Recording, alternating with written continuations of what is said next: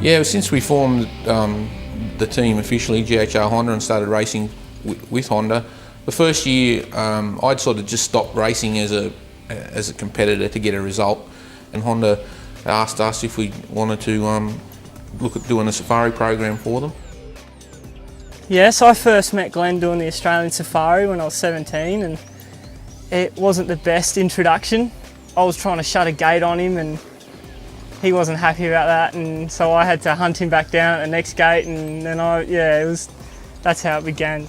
Well, I mean, for me, I spend a lot of time on the actual motorcycle. There's nothing better than, you know, that sort of quality time, because that is what we ultimately do. We race bikes, and if you're riding your bike, then when you go to race it, you're going to be comfortable with your bike, you're going to have your setup right. 5 years' time, I'd definitely love to still be racing, still be trail riding with mates and having fun. And, you know, hopefully by then, you know, you're battling it with the best guys in the world at the top of your game. You know, we went to the Dakar. I went over there and I said to the boys, go and find a bike that's had more time spent on it. I mean, it wasn't. You know, KTM factory team were obviously the best team over there, and they had a lot of good equipment on their bikes, but they still, each individual bike doesn't have the hours spent on it that our 650s did.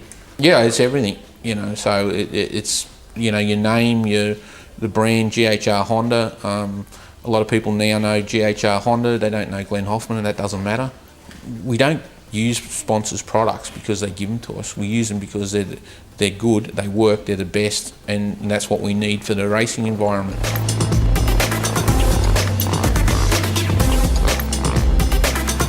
Well, I started racing at a national level when I was 11. I won my first Australian title on flat track and been racing ever since. So it's funny, like I'm a bit bigger than AJ, but I prefer the smaller bike when we're doing sort of national off-road series.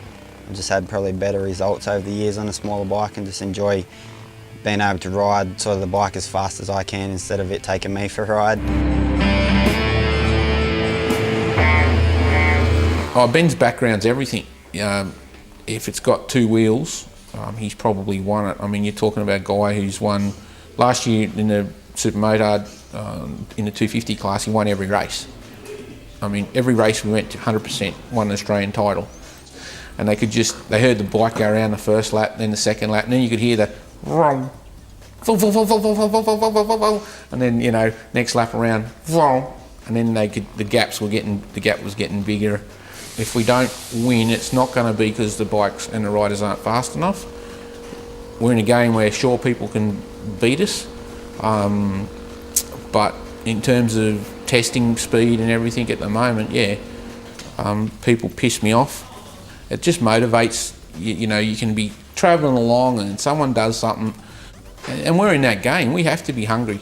You know, you can't ever reach a plateau in this game. As a series, the biggest motorsport series in the world financially is obviously Formula One. Now, that's a series of events. The Dakar outrates, in any way you want to talk, in terms of a single event versus single one Formula One event. You know, look, the cost, to give you an idea with KTM, like we've been over there, like they have 9 to 10 Nissan Patrols all set up to T1 spec to move the mechanics around. It's 100k per vehicle, okay?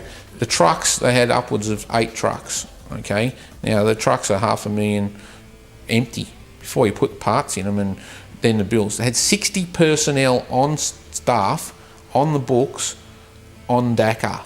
Now there's obviously mechanics that are paid all year to build and maintain and develop these equipment. It is multi-million-dollar budget. Australia has a lot of desert. Guys out at Alice Springs and Condo and places like that can finish work and go and test their bike at 170 kilometres an hour on the dirt. You know, if we were in Europe, in Spain especially, if we lived in Spain with our team, we'd be very well off and doing the Dakar. And yeah, I think at the moment it's not something that I've accepted that we may not ever get there.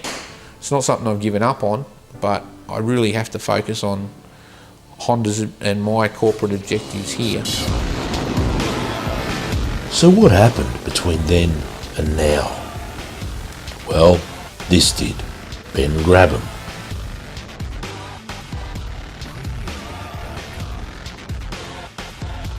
AJ Roberts,